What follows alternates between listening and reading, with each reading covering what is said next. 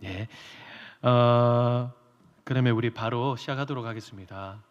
어느 훌륭한 책에 써져 있는 훌륭한 글귀가 있어서 제가 좀 가지고 왔는데요. 읽어드리도록 하겠습니다. PPT가 나옵니까? 네. 네. 한번 제가 읽어드리도록 하겠습니다. 어떤 마음을 품고 교사를 하는가는 중요한 것 같습니다. 개혁자의 마음을 품고 섬기면 모든 사람들이 다 개혁의 대상이 됩니다. 선생의 마음을 품고 교사를 하면 모든 사람들이 다 가르침의 대상이 됩니다. 경영자의 마음을 품고 교사를 하면 모든 사람들이 다 평가의 대상이 됩니다. 그러나 영적 부모의 마음을 품고 교사를 하면 모든 사람들이 다 사랑의 대상이 됩니다. 여러분, 이 글귀가 멋있습니까? 아니면 멋있습니까? 다른 답은 없습니다. 멋있어야 됩니다. 이 훌륭한 글귀가 써져 있는 책이 어떤 책이냐? 제가 쓴 책입니다. 저는 가장 마지막 문장이 중요하다고 생각되는데요. 그러나 영적 부모의 마음을 품고 교사를 하면 모든 사람들이 다 사랑의 대상이 된다라고 하는 글귀인 것 같아요. 우리는 그 대상한테 달렸다고 생각을 하거든요. 얘는 공부를 더 해야 돼, 안 해도 돼. 얘는 잘 배웠다, 얘는 못 배웠다. 얘는 싹수가 놀았다, 얘는 싹수가 펄었다. 이렇게 그 대상한테 달렸다라고 생각을 하는데, 이 훌륭한 글귀에 따르면 그 대상을 바라보는 사람의 마음이 어떠한가에 따라서 이제 개혁의 대상이 되기도 하고 평가의 대상이 되기도 하고 가르침의 대상이 되기도 하지만 사랑의 대상이 되기도 한다라고 하는 것이죠. 요즘에 주일학교 어렵다, 힘들다 이런 얘기들 되게 많이 하는데요. 저는 현장에 있는 사람이니까 피부에 와닿는 경험들을 많이 하거든요. 제가 학교 안도 아니고 학교 밖에서 아이들에게 교회 나오라고 전도를 하고 있었어요. 근데 경찰차가 삐리리 오더니 제 옆에 딱 서더라고요. 경찰분이 내리시는데 일단은 덩치가 저보다는 2배나 커 보이시고 일단 인상이 마동석 아세요? 딱 그런 표정이었어요. 그래서 저를 째려보시면서 오시는데 저한테 와서 뭐라고 그러시냐면, 저기요, 여기서 이러시면 안 됩니다 라고 이렇게 얘기를 하시더라고요. 여기서 이러고 있는 건 뭐예요? 학교 안도 아니고 학교 밖에서 교회 나오라고 전도를 하고 있는 거잖아요. 근데 공권력이 와서 지금 이래라 저래라 하는 거거든요. 그래서 제가 할 만은 하기 때문에, 저기요, 저는 목사고요. 학교 안도 아니고 학교 밖에서 지금 목사가 교회 나오라고 전도를 하고 있는데 종교의 자유가 있는 나라에서 공권력이 와서 지금 이래라 저래라 하시는 겁니까? 라고 얘기를 하려고 그랬습니다. 근데 그분이 바로 뭐라고 그러시냐면, 여기에 이게 누군가 전도를 한다고 민원을 놨다는 거예요. 보고를 해야 되기 때문에 제가 이렇게 고지를 할 의무가 있습니다 라고 얘기를 하시게요. 제가 더 얘기를 했다가는 덕이 안 되겠다라고 생각해서 안녕히 계십시오 인사하고 돌아서 나오는데요. 정말 제 심장이 얼어붙는 듯한 느낌이 들더라고요. 너무 가슴이 아팠어요. 제 와이프가 푸른나무 재단이라고 학교폭력 관련 기관에서 일을 하거든요.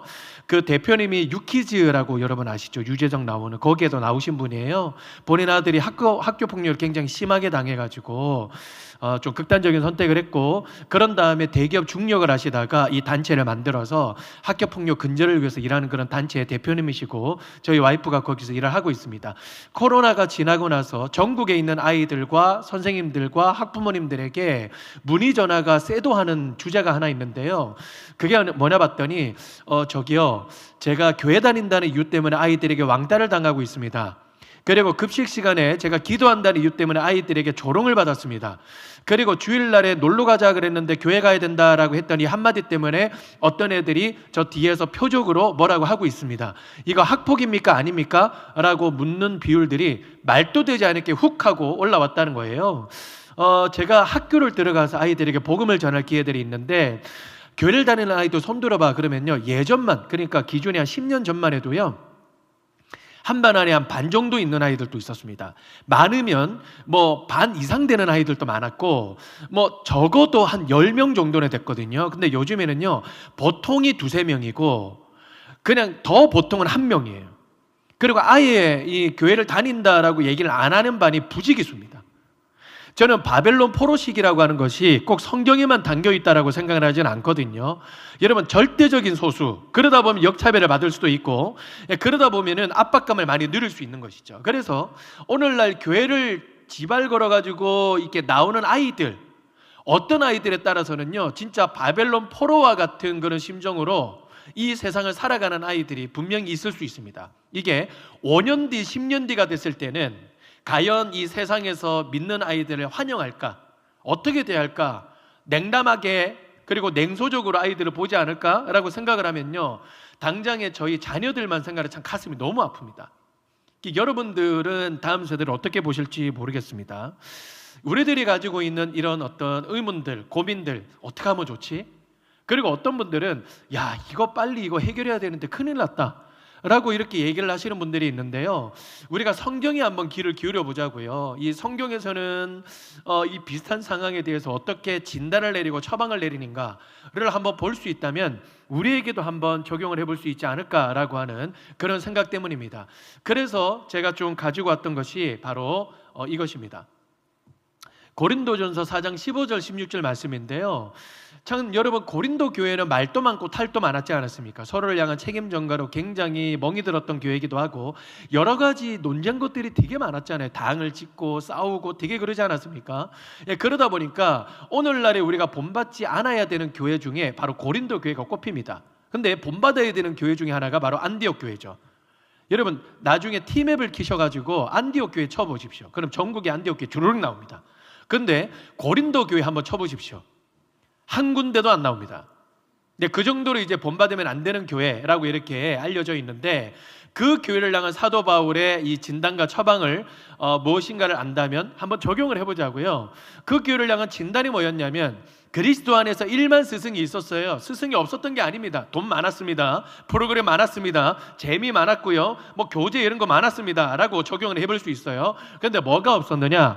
아버지는 많지 아니하니 라고 이렇게 얘기를 해요. 그러면 그 진단에 대한 처방이 무엇인가 하면, 한마디로 요약하면 내가 아버지가 된 것처럼 너희는 나를 본받는 자가 되라. 다른 말로 영적 부모 한 사람이 필요하다라고 이렇게 얘기를 하고 있는 것이죠. 그러니까 여러분, 사도 바울의 수제자가 한 명 있습니다. 누굴까요, 여러분? 성이 디시예요. 어디 디시인지는 모르겠지만 디모데죠. 근데 디모데를 지칭을 할 때 뭐라고 지칭을 하죠? 나의 아들이라고 얘기하지 않습니까? 그러니까요, 피 한 방울 섞이지 않았어요. 그런데 자기의 인식은 확실했어요. 나는 너의 스승이다가 아니라 나는 너의 영적 부모다. 확고했습니다. 한 명의 영적 부모가 있을 때 그게 바로 진정한 대안이 될 수 있었다라고 하는 것이죠. 제가 어렸을 때만 해도 여러모로 레전드 교회로 꼽히는 교회인데 거기를 다녔어요. 부산에 있는 교회인데요, 주일학교 아이들의 그 재적수가 아니라 출석수가 주일날이 2만 명이었습니다. 아이들이 2만 명이 교회로 몰려오고요, 대로변에 있는 교회이기 때문에 깃발을 들고 내리는 분들만 해도 한 100분이 넘으셨습니다. 그래서 뭐 주일학교 뭐 소개하고 그리고 뭐 선생님들 인터뷰하고 이런 거 독보적인 일이었어요. 그래서 제가 학교를 서울로 올라오고 여러 전사님들을 만날 기회가 있었는데, 그 교회 출신이죠. 이번에 거기 탐방 가는데요. 너무 기대됩니다.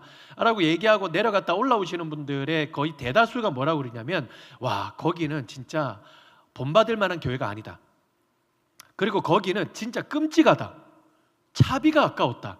라고 이렇게 얘기를 할 정도로, 요즘 말로 치면 별점 치면 이게 마이너스 별점은 없냐 라는 어떤 그런 뉘앙스로 그냥 악평을 쏟아붓는 분들이 대다수였거든요. 제가 이유를 따져 묻지 않았어요. 왜? 제가 어렸을 때마다 그 교회 하면 좀 뭔가 기괴한 것이 몇 가지가 있었습니다.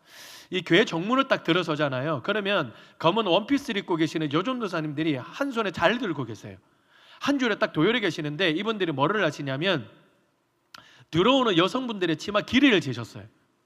만약에 무릎 위로 몇 센치 올라오잖아요. 그럼 바로 부르릉이 떨어졌습니다. 집사님, 바지 갈아입고 올 거예요? 아니면 지옥 갈 거예요? 선택하세요. 그러면요, 반 정도는 바지 갈아입고 오겠습니다. 집으로 가지고, 반 정도는 준사님, 저희 이렇게 집에 갔다 오면 막 저희 주 성수를 못하는데 어떻게 하면 좋겠습니까? 그러면요, 사무실로 가보세요. 그 바지 쌓여 있으니까. 예? 여러분, 늦게 가면 늦게 갈수록 뭐가 없을까요?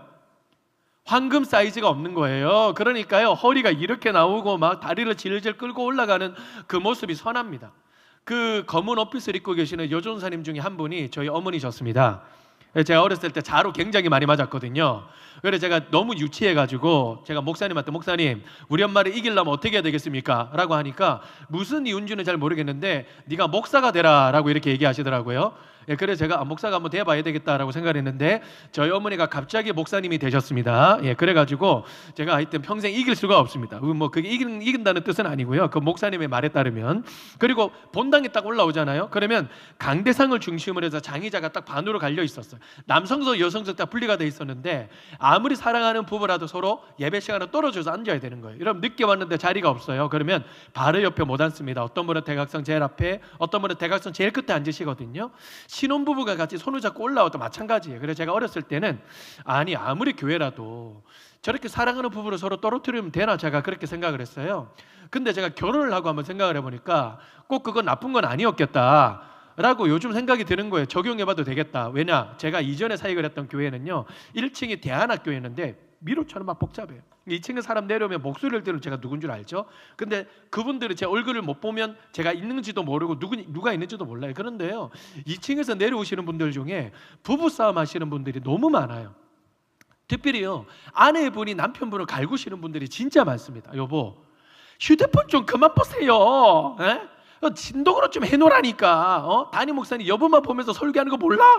미안해, 그만해. 누가 들을라? 누가 듣는다고 그래. 우리 제일 빨리 나왔는데. 그래 1층으로 딱 나와서요 미로처럼 딱 얽혀있다가 갑자기 얼굴에 딱 마주치면 지사님 안녕하세요 이렇게 인사하잖아요. 그러면 그렇게 막 뿔이 나가지고 이렇게 화를 내시는 거를 여집사님이 갑자기 천사가 되셔가지고 샬롬 이러세요. 그러면 이제 남편분은 막 화나시고 막 이렇게 서로 싸우시고 나가는 장면이 눈에 선합니다. 그리고요 예배 시간에 설교를 하는데요 전도사님들이 아이들과 아이 컨택을 전혀 안 하세요. 그냥 설교문을 그대로 읽으시는데요 설교문이 진짜 어려웠습니다. 그게 문화가 하나 있는데 그게 뭐였냐면 담임 목사님의 똑같은 설교 말씀을 주일날 성도들에게 3번 전한다, 이게 문화였습니다. 그러니까 주일 일부 예배 교육자들이 일부 예배 다 와서 앉아 계시거든요. 담임 목사님의 설교 말씀 있는 그대로 받아 쓰세요. 그대로 받아 쓰시고 그 받아 쓴 그것을 가지고 아이들에게 그대로 읽어 주시는 거예요. 그래서 제가 전도사가 돼가지고 설교 때문에 괴로울 때, 야 그때 그 전사님들은 진짜 날로 드셨구나 막 그러면서 막 부럽기도 하고 막 그랬었어요. 여러분 그러면은 이제 설교를 들을 때 되게 어려웠어요. 왜? 목사님의 언어가 보통 이랬거든요. 주 예수 그리스도의 비하와 승귀, 그리고 능동적인 순종, 수동적인 순종, 이런 말 나 도저히 모르겠다 손 내려보십시오. 제 애블팔이 다 100% 손 내리셨거든요. 우리 다 몰랐어요. 그런데요 그런 단어를 엄청 많이 쓰셨어요. 그러니까 아이들이 무슨 뜻인지 이해를 못하는 것이죠. 그러니까 이제 전도사님 말씀만 끝나면 돼요. 왜? 공과 들어가면 친절하신 선생님, 말 잘하시는 선생님, 아이들의 귀에 알아듣기 쉽게 설명해 주는 선생님, 이런 분들이 뭐 잘 설명을 해 주실 거야 라고 생각을 하고 공과에 들어가면 여러분 아이들은 실망할까요? 아니면 실망할까요? 틀렸습니다. 절망합니다. 아까 문화가 하나 있다 그랬잖아요. 주일날 성도들에게 몇 번 전한다고요? 3번 전한다. 주일 일부 예배 옆에 교육자 옆에 누가 앉아 계시냐? 선생님들이 다 와서 앉아 계시는 거예요. 그분들의 표정은 정말 아주 굳은 겨지로 가지고 이렇게 쓰고 계세요. 내가 1.1획을 더하거나 빼지 않으리라 라고 하는 굳은 결의를 가지고 녹취록에 가깝게 그대로 받아 쓰시고요. 그리고 이제 예배가 끝나면 부서별끼리 선생님들이 모이세요. 뭐를 하실까요? 깜지 확인을 하시는 거예요. 내가 1.1획을 더하거나 뺀 게 없냐. 정확무어한 이 설교문을 가지고 아이들에게 그대로 읽어주는 거예요. 그리고 아이들이요 막 기쁘고 즐거운 찬양하면 너무 즐겁잖아요. 그런데요 제가 그때 유치부 때부터 다녔던 걸로 기억이 나는데 이제 아이들 막 월십, 율동 이런 것들이 있었음을 불구하고 1절 못 부르게 하고요, 어린이 찬송가도 1절 못 부르게 하고 주일날 아이들에게 어른 찬송가만 부르게 하는데요, 어른 찬송가 좋잖아요. 그런데요 매주마다 어떤 찬송가를 불렀던 기억이 나냐면 유치부 아이들 앉혀놓고 이런 찬송가를 불러요. 고통의 멍에 벗으려고, 이런 찬송가를 부르거든요. 여러분 애들이 고통을 알까요? 만약에 이 자리에 유치부 아이가 앉아있으면 자존심이 상할 수 있겠죠. 목사님 좀 무시하세요? 예? 어린이집 유치원 가는 거 어디 쉬운 줄 아세요? 고통스러워요. 예? 엄마 잔소리 1시간 들어보세요. 귀에서 피가 납니다 그냥 이라고 얘기하면 제가 할 말이 없겠지만, 이 찬송을 할 때 미델리처럼 함께 붙여서 하는 찬송이 있는데 그게 뭐냐면 무거운 짐을 나홀로 지고 견디다 못해 쓰러질 때, 이런 찬송을 하거든요. 여러분 이거 조부모님들이 들으시면 진짜 기절할 일이에요. 어떻게 우리 손주 같은 애들이 견디다 못해 쓰러지게 내버려 줍니까? 예? 애들이 무슨 뭐 벽돌이 이고지고 가게 만듭니까? 이런 찬송을 하는 게 필요하지만 매주마다 이런 찬송을 할 필요가 없잖아요. 부서별로 명물 선생님들이 한 분이 계셨는데 뭐를 하시냐면 막대기를 들고 다니시는 선생님입니다. 막 계속 이렇게 돌아다니시는 분인데요. 이분은 뭐를 하시냐면 이제 설교 시간에 떠든다, 그리고 장난친다, 그러면 머리를 뽁 하고 내려치시는 선생님이에요. 뽁 하고 내려치시는 선생님인데 이제 대나무 막대기거든요. 겉은 딱딱한데 안은 비어 있어요. 한 대 딱 맞으면 아파서 굴욕이다라는 것도 있는데 소리 때문에 더 굴욕이에요.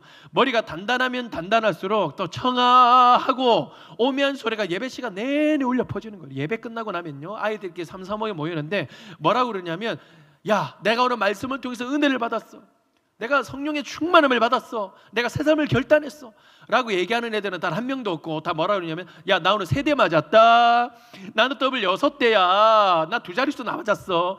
그 다음 주일이 되면 어떤 경쟁이 일어날까요? 주여 말씀하시옵소서, 이게 아니라 뭐예요? 주여 내려치시옵소서. 더 떠들고 더 싸우는 거예요. 만약에 여러분 이 광경을 1시간 반 내지는 2시간 동안 보고 계신다고 생각해 보십시오. 이상하지 않으시겠어요?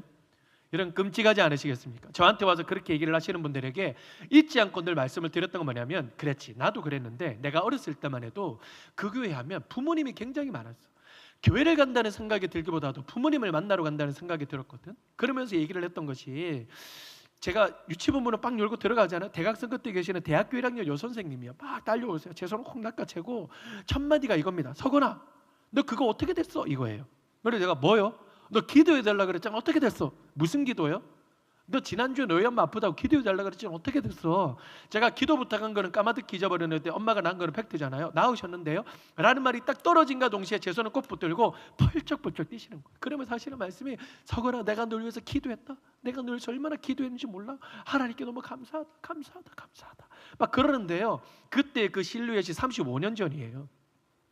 잊혀지지가 않아요. 예배 끝나고 나오잖아요. 제 손을 꼭 붙들고, 서거나 예수님이면 된다, 힘들면 기도해라, 선생님 찾아와라, 내가 너 위해서 기도해 줄게, 알았지? 그래 제 손을 꼭 붙들고 열심히 기도해 주시는 거예요. 어떨 때는요, 이 한 15분 동안을 기도를 해주시는 거예요. 여러분 애들한테 아니 어른한테 15분은요 애들한테 150분이에요. 그렇죠? 다른 반에 일찍 끝나서 나가서 연탄불에 막 쫀득이 구워 먹고 막 지금 그러고 있거든요. 그러니까 지금 제 손을 안 놔고 계속 기도해 주시는 거예요. 예. 연탄불에 쫀득이 구워 먹는 거 이런 거 모르세요? 뭐 인덕션에 구워 드셨어요, 여러분들? 하여튼 그런 시절이 있었잖아요. 하여튼 그래서요, 기도 딱 끝나고 나가잖아요. 그러면요, 그분의 심장에서 울려 퍼지는 뭔가 뜨거운 심정이 손과 손에 이어서 제 심장까지 오는데 흘러가는 느낌이 드는 게 아니라 고이는 듯한 느낌이 들어요. 그러면 교회 나오잖아요. 부모님을 떠나는 느낌이 든다라는 그런 마음이 들 정도로 정말 이렇게 뭔가 따뜻한 게 남아있어요. 따뜻한 게 남아있어요. 그래서 제가 거기 새벽 예배, 수요 예배, 금요 철야 예배, 그리고 주일 일부 예배, 또 뭐 부서 예배, 또 저녁 예배, 부흥회, 제가 신실한 마음으로, 자원하는 마음으로 제가 끌려다녔거든요. 저희 엄마한테 안 나가면 밥을 안 주니까. 제가 늘 누구 뒤에 앉아 있었느냐면 그 선생님 뒤에 앉아 있었어요.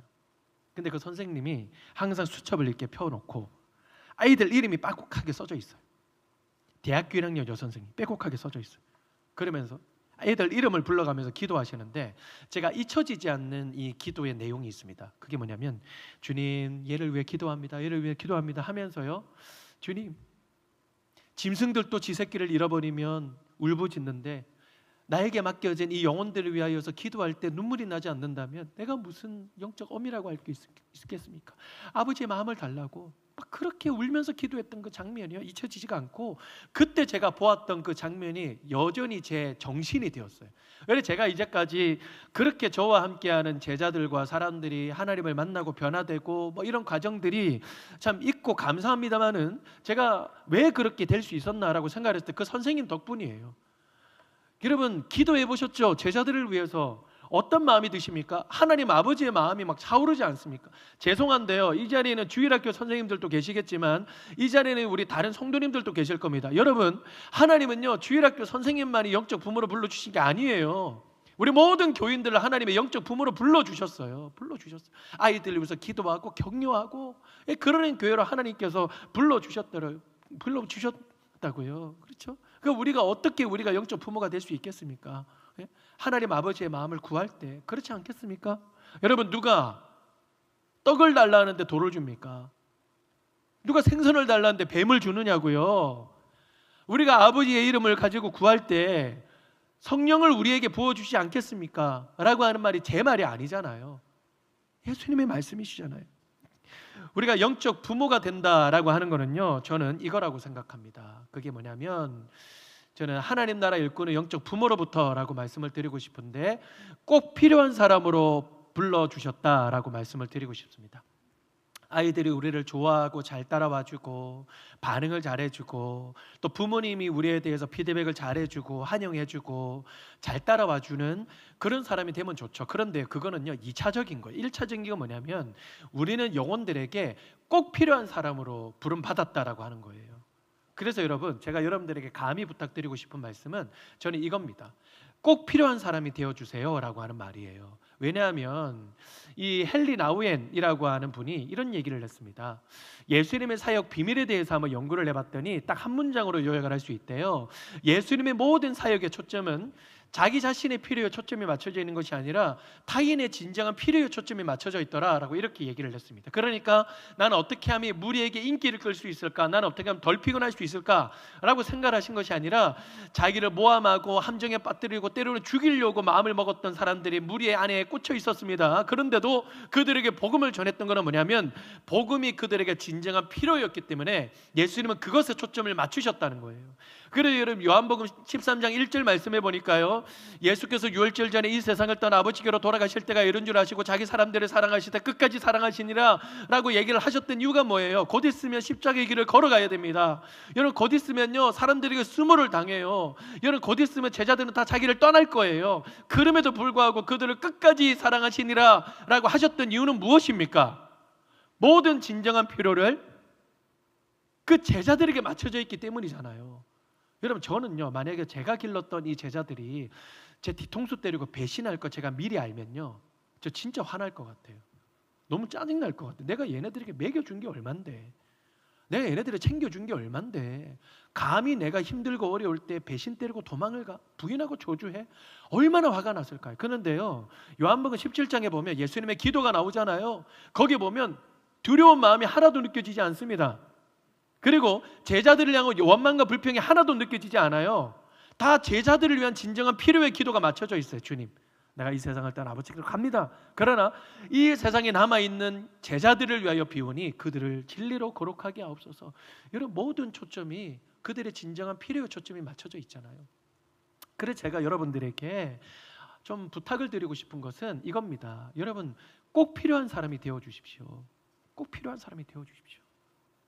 여러분들의 자녀들에게, 또 우리 성도님들의 우리 다음 세대 아이들에게 꼭 필요한 사람이 되어주십시오. 제가 제안 하나 드릴게요.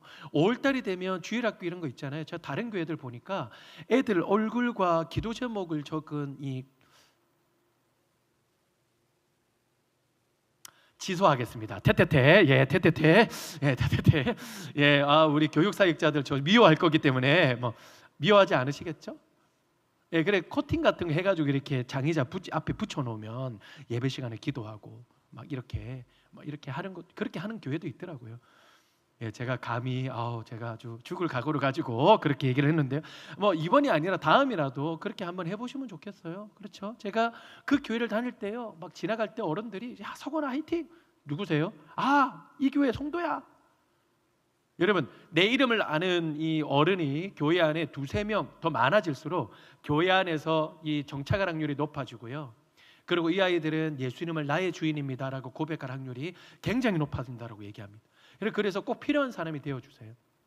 어느 권사님이요, 우리 부감 선생님이신데 저한테 좀 봅시다 그러시더라고요. 그래서 그냥 권사님 봅시다 그랬어요. 저는 친하게 지내는 분인데요, 이분이 이제 저 처음 만났을 때 뭐라고 얘기를 하시는 분이었냐면, 안녕하세요 정석원입니다 이렇게 인사를 드리면, 안녕하세요 교사입니다 이렇게 하시는 게 아니라, 그때 제가 전도사였거든요. 8년 전에. 전사님, 주일학교 사역 몇 년 했는겨? 이렇게 물어보시더라고요. 제가 몇 년 했습니다. 그러니까 저는 몇 년 했는지 아십니까? 몇 년 하셨어요? 전사님이 곱하기 2를 했습니다 라고 이렇게 얘기를 하시더라고요. 제가 좀 이상했어요. 그리고 제자 몇몇 배출했습니까? 그러니까 저 잘 모르겠습니다. 저는 우리 동네 몇 바퀴를 돌립니다. 이렇게 이분이 굉장히 자부심이 강하신 분이에요. 이분이 초등학교 교장 출신이시고 전국 교사 선교회 회장을 몇 번이나 역임을 하셨던 분이에요. 그러니까요, 이 어깨 뽕이요 거의 늘 승천하기 직전이에요. 이렇게 올라와 계시고요. 늘 몇 년 했는가, 몇 년 했습니까? 이렇게 물어보시는 분이었거든요. 그런데 봅시다 이렇게 보자고 하신 거예요. 그래서 몇 년 뒤에, 그래서 제가 파리 빵집에서 만났는데 거기 보면 이제 빵도 먹습니다만 커피도 주문해서 마시잖아요. 그래서 안녕하세요 권사님 그러면서 이렇게 만나가지고 빵을 담았어요. 소보루빵 담고 음료 주문하고 진동벨 받았을 때 앉아 있는데, 권사님 뭐 무슨 일이세요? 왜 만나자고 그러셨어요? 그러니까 딱 얘기하고 제가 소보루빵을 한 입을 크게 깨물었거든요. 그러니까 맞은편에 앉아 계시는 그 권사님이 어깨가 들썩이시는 거예요. 나중에는 흐느끼시는데 나중에 여러분 엄청나게 우시더라고요. 여러분 엄청나게 울면 호흡이 얽히는 거 아시죠? 이렇게 되는 거 아시죠? 그렇게 우시고 계시는 거예요. 사람들 다 앉아 있어요 옆에. 근데 이른이 넘으신 권사님이 그렇게 서럽게 계속 우시는 거예요. 그래서 제가 왜 우시지? 아무리 생각해도 이유가 떠오르지 않았어요. 며칠 전만 해도요, 목사님 안녕히 가세요 이렇게 인사를 하셨던 분이었거든요. 그러니까 왜 우시지? 왜 우시지? 아무리 생각해도 이유가 떠오르질 않았어요. 그래서 어떤 생각이 떠올랐냐면, 이분이 소보루빵을 너무 좋아하는데 제가 먼저 한 입을 깨부르니까 그것 때문에 서러워서 우시는 건가? 아무리 생각해도 다른 이유가 떠오르지가 않았다니까요. 그래서 왜 우세요? 라고 제가 이렇게 물어보니까 물음이 찾아지시더니, 목사님 저 교사 그만둘랍니다 그러시더라고요. 그래서 제가 왜요? 애들이 저를 별로 안 좋아하는 것 같아요. 애들이 저를 싫어하는 것 같아요. 하자 그래도 뭐 안 하고, 오라 그래도 안 오고, 성경책 펴라 그래도 안 피고, 저 정말 싫습니다, 힘듭니다 그러면서 엄청 우시더라고요. 왜 그렇게 우셨냐면 이제까지 했던 이 자존심이 있는데 이렇게 마무리가 될 수밖에 없다는 사실이 굉장히 아마 슬프셨을 거고, 이제는 더 이상 자기는 못하겠다라고 하는 이 장벽에 부딪히니까 아마 서러워서 그렇게 우셨던 것 같아요. 그래서 제가 이유를 이렇게 싹 따져 물어보니까 이제 애들이 막 오라 그래도 안 오고 하라 그래도 안 하고, 그래서 옆에 있는 사람 손잡아 기도하시는 거예요. 근데 이분이 그 기도하실 때 시그니처 포즈가 하나 있는데, 그게 뭐냐면 입술을 쭉 내밀고 하시는 포즈가 있습니다. 하나님 아버지 우리를 불쌍히 여겨주시고 이렇게 기도하시는, 이게 그 하나의 시그니처가 있는데, 애들을 위해서 기도하시는데 뭔가 쎄한 기분이 들어가지고 신을 떠서 이렇게 애들 딱 보니까 맞은편에 앉아있는 애들 몇 명이요 성대 묘사를 하고 있더라는 거예요. 하나님 아버지 우리를 불쌍히 여겨주시고. 그래가 식당에 야 몇 시 앞에 모여 그랬는데요, 이 1시간 반을 바람맞았대요. 전화를 해도 안 받고 톡을 보내도 일십을 당하고 일은 사라지는데 대답은 안 하는 거예요. 그래서 봅시다. 그래서 전화해서 그때 만나게 된 거예요. 그래서요 한참 우시더니까요, 제가 그분의 정수리를 쳐다보고 제가 그분에게 당장 필요한 한 말씀을 딱 드렸습니다. 제가 뭐라고 그랬냐면, 권사님 뚝! 그러니까 권사님이 갑자기 뚝 이러시더라고요. 옆에 있는 사람도 갑자기 들썩 이렇게 했습니다. 좀 좋았습니다. 기분이 뭔가. 제가 질문 하나 드려서, 권사님은 아이들이 불렀습니까? 아니면 하나님이 부르셨어요? 대답해 보세요. 하나님이요. 권사님, 아이들은 권사님 별로 안 좋아할 수 있어요. 하자 그러면 안 할 수 있고요. 그리고 안 따라올 수 있고 권사님 곤란하게 만들 수 있어요. 네? 그런데 권사님은 아이들에게 꼭 필요한 사람 되실 수 있잖아요. 꼭 필요한 말씀 가르칠 수 있잖아요. 꼭 필요한 복음 전하실 수 있잖아요. 꼭 필요한 골방에 들어가셔서 아이들을 위해서 울어주실 수 있잖아요. 권사님은 아이들을 위해서 꼭 필요한 사람 되어주세요 라는 말이 딱 떨어진가 동시에 눈물을 싹 닦으시더니 그 사다를 버려놓고 도망 나가려고 그러시더라고요. 갑자기 저를 도와주시는 분이 한 분이 나타났습니다. 저 어머니 저기요 커피 가져가세요 그러는 거예요. 그래서 예 그럼 돌아와서 이렇게 커피 싹 들고 도망 나가시더라고요. 제가 남아가지고 뒷수습은 다 했습니다. 근데요 그게 4년 전인데요 여전히 말 안 들어요. 또 체력을 얼마나 떨어지겠습니까? 세대 차이는 얼마나 나겠습니까? 그런데요 아이들에게 꼭 필요한 말씀 전하시고 성경 가르치시고 골방에 들어가서 울어주시기 위해서 최선을 다하고 계신다고 저한테 얘기를 하시더라고요. 최근에 전국 교사선교회 거기 가서 제가 만났는데 여전히 그러고 계신다고 그러시더라고요. 제가 직접 들은 말은 아닙니다만은 건너서 들은 말에 따르면 꼭 필요한 사람이 되어주세요 라고 했던 이 말이 하나님의 음성처럼 들렸다라고 그렇게 얘기를 하더라고요. 여러분 제가 감히 여러분들에게 부탁 한 말씀 드리겠습니다. 여러분 꼭 필요한 사람이 되어주십시오. 아이들에게 무엇이 필요하겠습니까? 말씀 먹이는 거예요. 살아있는 예배를 드리고 같이 하는 것이죠. 보이지 않는 것을 열어 울어주는 거고 끝까지 견뎌주고 조건 없는 사랑을 보여주는 겁니다. 세상 어디에서 이런 것을 경험하겠습니까? 교회, 주님 품 안에. 그리고 주님을 아는 사람들 말고는 세상 이것 어디에서 경험을 할 수 있겠습니까? 여러분 꼭 필요한 것을 아이들에게 신겨주시면 정말 너무 감사할 것 같습니다. 어떤 분이 그런 얘기를 하더라고요. 주일학교 별거 없어요. 설교는 짧게 공과는 반으로 줄이세요. 그리고 애들 배는 부르게 만드세요. 그러면 몰려올 겁니다. 여러분 그거요 허수예요. 무리라고요. 여러분 교회 학교라고 하는데 교회를 빼버리려고 하는 수작입니다. 무슨 의미인 줄 알겠어요. 여러분 그렇게 해서 교회 오는 아이들이 예수님의 제자가 될 수 있겠습니까? 작은 자가 천을 이루고 약한 자가 강구를 이루게 하시는 그 하나님께 한 사람이 붙들리면 하나님이 어떻게 사용하실 줄 압니까? 그래서요 꼭 필요한 것에 우리가 정말 초점을 맞추고 아이들로서 나아갈 때 여러분 거기에서 역사가 일어나게 될 줄로 믿습니다. 지금 이제 6분 정도 남았습니다. 어떻게 마무리를 할까라고 제가 같이 나누면서 고민을 하게 됐는데 그 CGN TV라고 하는 곳에서 저를 찾아왔습니다. 그래서 목사님 책을 읽었는데 오늘날에도 이게 가능합니까? 얘기하더라고요. 뭐가요? 영적 부모가 되라고 얘기를 하시는데 오늘날의 프로그램이나 뭐 영상 콘텐츠나 이런 걸 잘 만들어야지 교사가 영적 부모가 된다고 해서 변화됩니까? 라고 이렇게 얘기를 하길래 우리 선생님들을 소개를 해드렸어요. 선생님들을 소개를 해드리고 그리고 건너 아는 분들을 소개를 해드렸어요. 그게 이제 교회 학교를 부탁해 제 책 제목을 따서 교회 학교를 부탁해 라고 하는 다큐멘터리로 1시간짜리로 나왔습니다. 나중에 여러분 유튜브로 찾아보시면 좋겠습니다. 거기에서 제가 잊혀지지 않는 이 한 분이 계셔가지고 그분의 영상을 보는 걸로 마무리를 대체를 하도록 하겠습니다.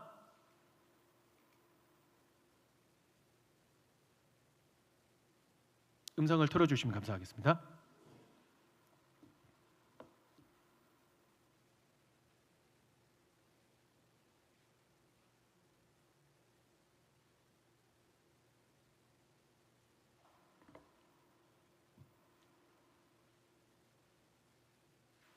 음성이 안 나오나요? 부모님과 떨어져 예배를 드리는 시기죠. 네. 아 그래요? 그랬나 교회 학교. 우리에겐 무엇이 소리 필요할까요? 조금만 높여주세요.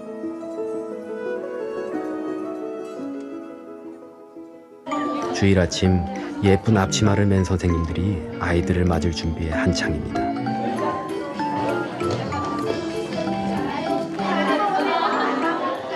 (4세) (5세) 어린이들을 위한 유아부 예배. 처음 부모님과 떨어져 예배를 드리는 시기죠. 네. 아 그래요? 그랬나 보자. 아빠 같이 있을게. 아빠 잠깐 화장실 갔다 오세요. 네, 화장실 갔다 올게. 빨리 오세요. 네네. 네. 금방 빨리 올게. 오세요. 곽영미 권사는 이 교회 유아부 베테랑 교사입니다. 하나님 오늘도 우리 유민이가 예쁘게 차려입고 하나님 앞에 예배드리러 왔어요. 유아부 교사들은 아이들의 눈높이에서 함께 예배하고 말씀을 가르칩니다.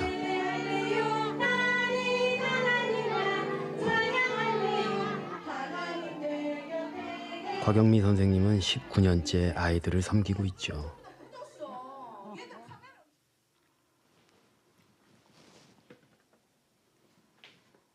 평소에는 남편과 아들을 챙기고 집안을 돌보는 평범한 가정주부.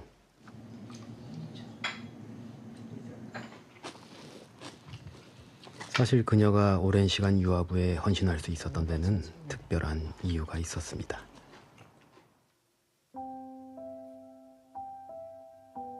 큰아이가 다리가 아프다는 거예요. 그래서 저는 작은 병이라 생각하고 하나의 그냥 성장하는 과정에 있었던 그 병이라 생각하고 작은 병원에 갔던 거예요. 그랬더니 의사 선생님이 하시는 말씀이 사진을 보여주면서 소견서 적어가 대학병원에 가라는 거예요. 종양이다. 뼈암, 골육종. 가장 그 암이 독한 암이다더라고요. 첫째 딸 소연이는 밝고 건강한 15살 소녀였습니다. 하지만 갑작스런 암발병으로 소연이와 가족의 평온했던 일상은 한순간에 무너졌죠. 고통이 심해가지고 계속 진통제를 달라고 할 때, 밤낮으로 달라고 소리를 지를 때 하나님 어디 계시노? 하나님 계시면 내가 15살까지 살았 내가 무슨 죄가 많다고 이런 병을 겪어야 되노? 투병을 이어가던 소연이는 결국 하나님 품으로 떠났습니다. 자식을 가슴에 묻은 채 슬픔 속에 잠겨있던 곽영미 선생님을 위로한 건 딸이 남긴 마지막 일기장이었습니다. 천국에서 만나자고. 눈물도 고통도 아픔도 없는 천국에서 엄마 아빠와 동생 가족들을 만날 것을 기대하고 가겠다고 어릴 때 선교원에 제가 보냈거든요. 그러면서 거기서 이제 복음을 들었던 거예요. 천국 가는 길은 믿음으로 가는 나라, 돈으로 가는 나라도 아니고 그때 들었던 그 복음이 야애한테 이제 작동하기 시작한 거예요. 저한테 오히려 자기는 천국에 유학 간다고 했어요. 잠시 엄마 떨어져 있는 것뿐이다. 내가 유학 갔다면 엄마 만날 수 있잖아. 그러면서 엄마가 오면 만날 거니까 그렇게 기다리겠다고. 저는 거기서 제 위로를 다 받았지요. 얼마나 마무리를 이쁘게 잘해주고 간지 모릅니다. 자, 선생님. 자, 겸이는 여기. 아직 말도 잘 통하지 않은 어린아이들에게 복음을 가르치는 것이 과연 효과가 있을까 의문을 가지는 사람들도 있을 겁니다. 선생님이 선택해 줄 거야. 자, 이게 뭐야, 이거? 이거 봐. 아까 우리 전도사님 이게 뭐였어? 물이 있어, 없어? 물이 없지? 알았지? 하지만 이해하지 못하는 것 같아도 아이들은 다 듣고 기억한다는 것. 이렇게 자꾸 그리고 천국의 소망은 어른아이 할 것 없이 모두에게 있어야 한다는 걸 그녀는 누구보다 잘 알고 있죠. 숨기게 해주세요.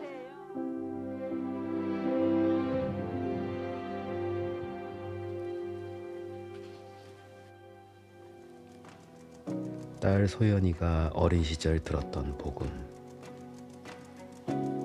그 복음을 아이들에게 전하는 것은 곽영미 선생님의 평생 사명이 되었습니다. 내일은 행복한 주일. 아버지 부모님들이 기대하는 마음으로 아이들을 꼭 데리고 나올 수 있도록 하나님 인도하여 주시옵기를 원합니다. 주님, 바쁜 일 생기더라도 아이들을 꼭 다 데리고 나올 수 있도록 주님께서 그 마음을 열어주시고 아이들 첫째 순수하거든요. 그 깨끗한 영혼에게 예수님을 심어야 되니까 사랑을 준 만큼 얘들도 저를 사랑합니다. 저 사랑받고 있거든요, 그 아이들한테. 그래서 너무너무 행복하기 때문에 힘들지 않았던 건 다 그런 거예요.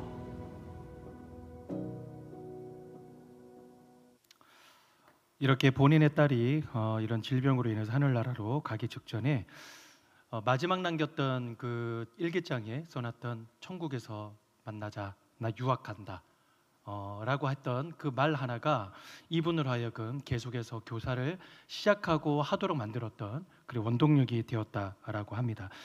그때 당시에 성교원을 다닐 때요, 누가 천국은 믿음으로 가는 나라, 돈으로 가는 나라 아니고 힘으로 가는 나라 아니고 오직 믿음으로 가는 나라라고 얘기를 했는지 기억도 나지 않습니다.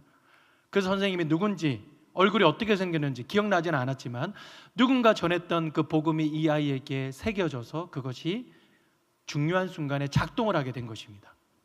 여러분들, 왜 우리들은 아이들에게 꼭 필요한 사람이 되어야 되고 꼭 필요한 것을 전해야 될까요? 그게 바로 우리들이 가지고 있는 이 복음이, 이 말씀이 모든 아이들, 그리고 모든 제자들, 그리고 모든 미래에 꼭 필요한, 아니 꼭 필수적인 주님의 생명이기 때문에 그렇게 말씀을 드리는 것입니다. 그래서 제가 감히 이 자리에 앉아 계시는 우리 모든 선생님들과 우리 성도님이라고 하는 영적 부모님들에게 한 말씀 부탁드리고 마치도록 하겠습니다. 여러분들, 꼭 필요한 사람이 되어 주십시오. 기도하겠습니다.